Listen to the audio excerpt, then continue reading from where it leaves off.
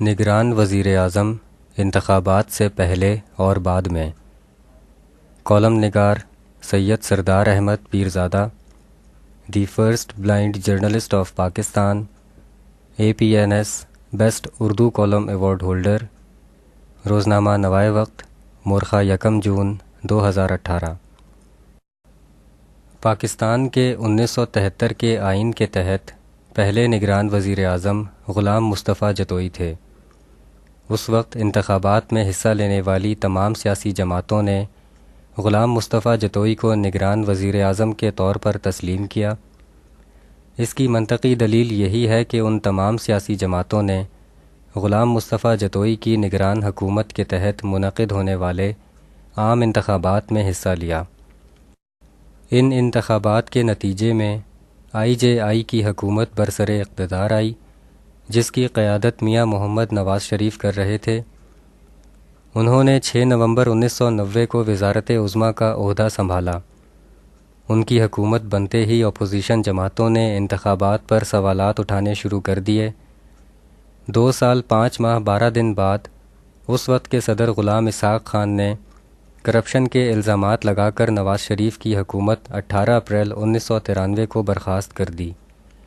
گویا حالات و واقعات نے بعد ازاں غلام مصطفیٰ جتوئی کی نگران وزارت عظمیٰ کے ماتحت ہونے والے 1990 کے عام انتخابات کے نتائج کو مشکوک کر دیا۔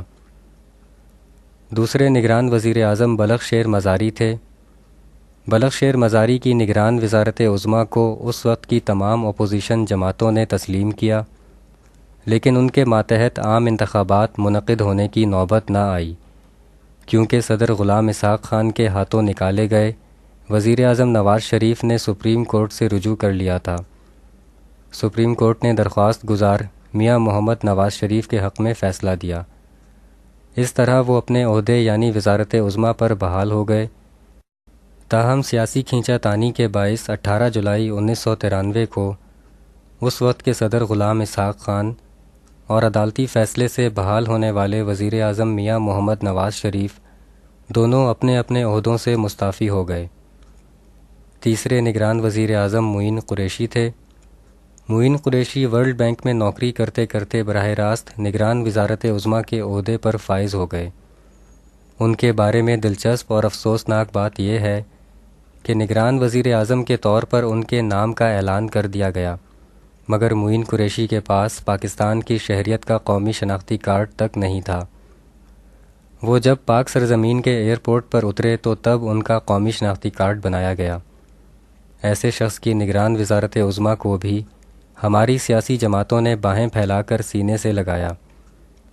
معین قریشی کی زیر نگرانی عام انتخابات منعقد ہوئے اور حسب توقع پاکستان پیپلز پارٹی جیت گئی، جس کی قیادت بے نظیر بھٹو کر رہی تھیں۔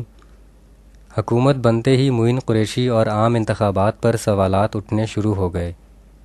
3 سال 17 دن بعد اس وقت کے صدر فاروق احمد خان لغاری نے کرپشن اور بد انتظامی کے الزامات لگا کر بے نظیر بھٹو کی حکومت 5 نومبر 1996 کو برخاست کر دی۔ گویا حالات و واقعات نے بعد ازاں معین قریشی کی نگران وزارت عظمیٰ کے ماتحت ہونے والے 1993 کے عام انتخابات کے نتائج کو مشکوک کر دیا۔ چوتھے نگران وزیر اعظم ملک معراج خالد تھے۔ ملک معراج خالد نگران وزرائے اعظم سمیت شاید پاکستان کے سب وزرائے اعظم میں سب سے زیادہ درویش صفت اور بے ضرر انسان تھے۔ شاید کوئی بھی ان کے کسی سیاسی لالچ کی کوئی نشاندہی نہیں کر سکتا۔ ایسے غیر متنازع اور غیر جانبدار نگران وزیر اعظم نے 1997 میں عام انتخابات کروائے۔ ان انتخابات میں پاکستان مسلم لیگ نون نے قومی اسمبلی میں 2/3 اکثریت حاصل کی اور میاں محمد نواز شریف دوسری مرتبہ وزیر اعظم منتخب ہو گئے۔ حکومت بنتے ہی اپوزیشن جماعتوں نے انتخابات پر سوالات اٹھانے شروع کر دیے۔ 2 سال 7 ماہ 25 دن بعد اس وقت کے chief of army staff general Pervez Musharraf نے 12 اکتوبر 1999 کو نواز شریف حکومت کا تختہ الٹ کر ماشاء اللہ لگا دیا اور برخاست کی گئی حکومت پر کرپشن، بد انتظامی اور سازش کے سنگین الزامات لگائے۔ گویا حالات و واقعات نے بعد ازاں ملک معراج خالد کی نگران وزارت عظمیٰ کے ماتحت ہونے والے 1997 کے عام انتخابات کے نتائج کو مشکوک کر دیا۔ 5ویں نگران وزیر اعظم محمد میاں سومرو تھے۔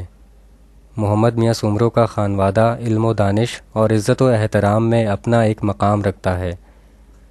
اس وقت انتخابات میں حصہ لینے والی تمام سیاسی جماعتوں نے محمد میاں سومرو جیسی محترم شخصیت کو نگران وزیر اعظم کے طور پر تسلیم کیا۔ ان انتخابات کے نتیجے میں آصف علی زرداری کی قیادت میں چلنے والی پاکستان پیپلز پارٹی برسر اقتدار آئی۔ انتخابات کے فوراً بعد پیپلز پارٹی کی جنرل مشرف سے ڈیل کے باعث پڑنے والے ووٹ نے ان انتخابات پر سوالات کھڑے کر دیے۔ زرداری حکومت نے 5 سال تک اپنی آئینی مدت تو مکمل کی، لیکن کرپشن، بد انتظامی، اقربا پروری اور نااہلی کی مبینہ داستانیں مشہور ہو گئیں۔ گویا حالات و واقعات نے بعد ازاں محمد میاں سومرو کی نگران وزارت عظمیٰ کے ماتحت ہونے والے 2008 کے عام انتخابات کے نتائج کو مشکوک کر دیا۔ چھٹے نگران وزیر اعظم جسٹس ریٹائرڈ میر ہزار خان کھوسو تھے۔ حسب روایت سب سیاسی جماعتوں نے جسٹس ریٹائرڈ میر ہزار خان کھوسو کی نگران وزارت عظمیٰ کو دل کھول کر تسلیم کیا۔ ان کی زیر نگرانی انتخابات کے نتیجے میں مسلم لیگ نون کامیاب ہوئی اور میاں محمد نواز شریف تیسری مرتبہ وزیر اعظم بن گئے۔ ان کے حکومت سنبھالتے ہی اپوزیشن جماعتوں نے انتخابات میں سنگین دھاندلی کے الزامات لگانے شروع کر دیے۔ 4 سال 1 ماہ 23 دن بعد 28 جولائی 2017 کو سپریم کورٹ نے نواز شریف کو نااہل قرار دے دیا۔ اس کے بعد ان پر کرپشن کے مقدمات کا سلسلہ شروع ہو گیا۔ باقی عرصے کو ملا کر نون لیگ نے 5 سال کی اپنی آئینی مدت تو مکمل کی، لیکن اپوزیشن نے نون لیگ پر دھاندلی اور کرپشن کے الزامات لگانے میں کوئی کسر نہ چھوڑی۔ گویا حالات و واقعات نے بعد ازاں جسٹس ریٹائرڈ میر ہزار خان کھوسو کی نگران وزارت عظمیٰ کے ماتحت ہونے والے 2013 کے عام انتخابات کے نتائج کو مشکوک کر دیا۔ 7ویں نگران وزیر اعظم جسٹس ریٹائرڈ ناصر الملک ہیں۔ ان کی نگران حکومت کے تحت 2018 میں انتخابات منعقد کیے جائیں گے۔ حسب روایت تمام سیاسی جماعتوں نے جسٹس ریٹائرڈ ناصر الملک کی ایمانداری، غیر جانبداری اور صلاحیتوں کی تعریف کی ہے، لیکن کیا سیاسی جماعتیں اپنی سابقہ روایت برقرار رکھتے ہوئے 2018 کے انتخابات کے بعد نگران وزیر اعظم پر انگلیاں اٹھانی شروع کر دیں گی؟ کیا پہلے نگران وزیر اعظم کو خوش آمدید کہنے اور انتخابات کے بعد انہیں تنقید کا نشانہ بنانے والے سیاسی جماعتوں کے مزاج میں کوئی تبدیلی آئے گی؟